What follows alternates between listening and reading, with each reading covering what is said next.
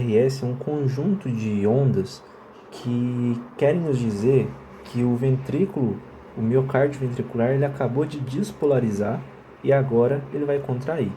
O complexo QRS geralmente ele é formado pelas ondas Q, R e S, e dependendo da derivação, a onda T vai estar acima da linha de base, mas dependendo da derivação também pode estar abaixo dessa linha de base.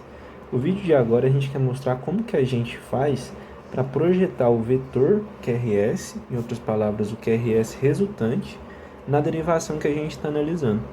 Então, para isso, a gente vai olhar a questão 3, que pede para a gente desenhar a projeção do vetor médio em D1 em AVF. Agora, como que a gente faz isso? Primeiro a gente acha no nosso eletrocardiograma D1 e AVF. Depois que a gente acha, a gente dá um zoom para olhar bem de perto essas derivações. Depois que a gente fez isso, a gente precisa calcular o QRS resultante naquela derivação. Uma coisa que você não pode errar, que você não pode deixar de ter um entendimento é que cada derivação tem o seu complexo QRS. Cada derivação tem, então, portanto, um QRS resultante diferente da outra. Em outras palavras, o QRS em D1 vai ser completamente diferente do QRS em AVF e pode estar completamente diferente do QRS, por exemplo, em AVL. Olha como que esse complexo QRS está super diferente anatomicamente se a gente comparar com o QRS em D1. Então pronto, você já tem esse entendimento. As derivações são diferentes entre si e em cada derivação a gente tem complexos QRS diferentes, distintos entre os outros. Depois disso a gente tem que ter o próximo entendimento, é que o QRS resultante em D1 vai ser um QRS resultante do que o complexo QRS resultante de D2. Os QRS resultantes também sofrem alterações e modificações entre cada derivação. E como que a gente calcula, como que a gente projeta o vetor do QRS resultante na rosa dos ventos, na derivação que a gente quer? Primeiro a gente precisa saber em quais que a gente vai trabalhar. A questão pede para a gente trabalhar em D1 e pede para a gente trabalhar em AVF. Vamos começar em D1. Para você começar, você vai precisar de dar um zoom e vai ter que ter um entendimento do que é uma linha de base. A linha de base é essa daqui que eu tracei de azul. É a linha horizontal a qual o SG ele respeita. Existem ondas que vão ser acima dessa linha de base e vão ter ondas que vão ser abaixo dessa linha de base e tá tudo bem, não quer dizer nada. A gente pode ter um coração super normal e um coração normal ele vai ter ondas positivas e ondas negativas dependendo da derivação que a gente analisa. Vamos para D1. Vamos começar. A gente vai calcular o QRS resultante em D1. A onda Q, aqui em D1 nesse caso, olha como a gente está em D1, ela está abaixo da linha de base. Quantos quadradinhos que representam a onda Q nesse caso aqui? Só um quadradinho, tá vendo? Só um quadradinho. Ele vai ter o sinal negativo. Por quê? Porque ele está abaixo da linha de base. Negativo. Agora vamos ver a onda R. 1, 2, 3, mais 5, mais 2. Então deu aproximadamente 3 mais 2 mais 5, 10. Esse 10 ele vai ter um sinal positivo ou negativo? Positivo, porque ele está acima da linha de base. Acima da linha de base a gente dá o sinal positivo, abaixo da linha de base a gente dá o sinal negativo. Então vamos colocar mais 10. Tá, e a última onda do complexo QRS é a onda S. Ela está abaixo da linha de base. Quão abaixo? 2 quadradinhos aproximadamente. E se ela está abaixo, ela vai ter o sinal negativo.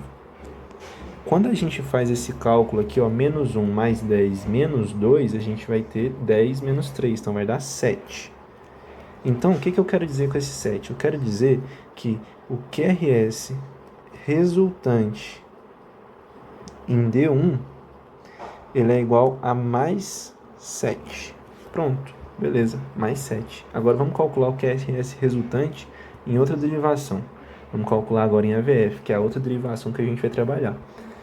Tá, aqui em AVF, pessoal, a gente vai ter que reconhecer de novo o complexo QRS. Olha ele aqui, ó, enorme. Vamos ver qual onda que está representada em cada parte. Aqui a gente tem a onda Q, aqui a onda R, aqui a onda S. Vamos calcular o complexo QRS resultante agora em outra derivação, em AVF. Vamos lá. O Q ele vai ser menos 1, porque tem mais ou menos um quadradinho abaixo da linha de base. A gente tem mais ou menos 3 mais 4, mais ou menos, mais 7 quadradinhos acima da linha de base, que representa minha onda R. E a gente tem mais aproximadamente uns dois quadradinhos abaixo da linha de base, que representam a onda S. Então, 7 menos 2, 5. 5 menos 1, 4. Então, tá vendo que o complexo QRS, ele é diferente em AVF e em D1? Em cada pessoa é assim. Em cada pessoa é dessa maneira, é diferente mesmo. O complexo QRS não é igual em qualquer derivação. Então, agora a gente vai projetar esses QRS resultantes na minha rosa dos ventos. Então, eu vou fazer o desenho da rosa dos ventos. Eu coloquei o papel aqui no meu tablet como quadriculado para deixar as coisas proporcionais, e a proporcionalidade ela é muito importante nesse momento. As coisas aqui precisam ser feitas com régua, com transferidor, a gente precisa das coisas bem feitas matematicamente. A gente já sabe que D1 é uma derivação horizontal com polaridade positiva apontada para a direita e polaridade negativa apontada para a esquerda. E a VF, como é que é a VF? A VF é uma derivação vertical positiva para baixo. Então aqui, ó, eu vou representar a VF e ela é negativa aqui para cima. Tá, por que eu preciso saber disso? E aqui esse ponto de intersecção vai ser o ponto de origem desse meu plano cartesiano. Fechou? Meu ponto de origem. Eu vou até deixar um pouquinho mais para cá essa minha linha vertical para ficar mais proporcional, mais bonitinho. Vamos lá, eu vou tirar esse O aqui, porque vocês já sabem que esse aqui é o ponto de origem. Vamos lá, então. Primeira coisa, a gente vai olhar o QRS resultante em D1. Ele é positivo ou ele é negativo? Ele é positivo, né? Ele não é 7? Aqui, ó, mais 7. Então, quando o QRS... isso aqui é uma regra. Se o QRS resultante for positivo, você desenha no sentido da derivação. Qual que é o sentido de D1? Não é para cá? Não é para cá? Não é para a direita? Beleza. Quanto que eu vou desenhar? 7 quadradinhos. 1, 2, 3, 4, 5, 6, 7. Mais ou menos até aqui. Tá. E quanto que eu vou desenhar em AVF e para que lado que eu desenho AVF?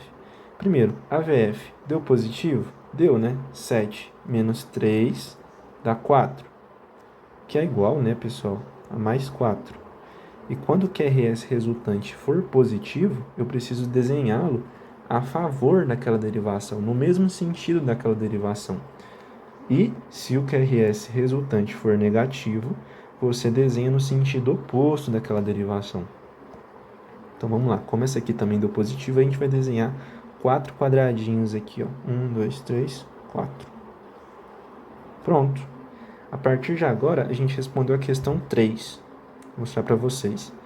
A questão 3 pedia para a gente desenhar a projeção do vetor médio do QRS, ou seja, do QRS resultante, em D1 e AVF na rosa dos ventos. Essa questão ela está sendo respondida com base nesse eletrocardiograma aqui. Você, em casa, aí onde você estiver, você deve estar analisando outro eletrocardiograma. E é óbvio que o meu resultado aqui vai ser diferente do seu aí, que está fazendo aí na sua casa. Então, essa questão 3, ela vai depender do eletrocardiograma que a gente está analisando.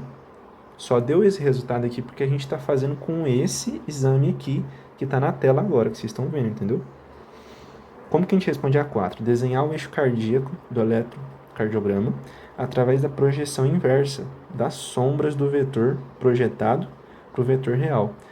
Tá, a questão está escrita de uma maneira um pouco difícil, mas resumindo, é para a gente fazer a projeção inversa. A projeção inversa que eu vou mostrar para vocês como é que faz isso. Vocês pegam a ponta dessa nossa projeção, a ponta dela, e vai traçar uma linha perpendicular a ela, que passa por esse ponto aqui, ó, por esse ponto da ponta dessa seta. O que é uma linha perpendicular? É uma linha que passa a 90 graus. Deixa eu fazer o desenho, que talvez fazendo o desenho fica bem mais fácil de entender. Vou colocar uma linha branca. Nesse sentido aqui, ó. Uma linha que faz 90 graus e que passe na ponta dessa seta. Fechou. E vamos fazer isso com a outra derivação também. Isso que a gente está fazendo se chama projeção inversa. E depois a gente vai traçar uma linha da origem do meu plano cartesiano, até a intersecção dessas linhas brancas. Assim, ó.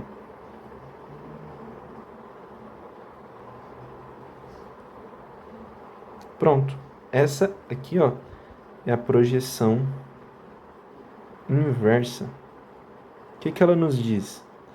Através das projeções que nós fizemos em D1, em AVF, a gente faz a projeção inversa para encontrar o quê? Para encontrar o vetor real, é o vetor da realidade. É como que esse coração está se comportando na realidade, e não só em D1, não só em AVF, mas como que ele funciona normalmente. É o resultado real da eletrofisiologia desse coração. Tá, e o que vai significar essa linha que eu apontei para cá? Ela vai representar para a gente o nosso eixo cardíaco. E como que a gente encontra o nosso eixo cardíaco? A gente vai calcular esse ângulo aqui, ó. Esse ângulo aqui. Nesse momento é muito simples, vocês usam um transferidor e vão encontrar o ângulo alfa. Esse ângulo alfa vai ser o meu eixo cardíaco. Pronto. Assim, a gente consegue responder a 3, a 4 e a 5. Entendeu?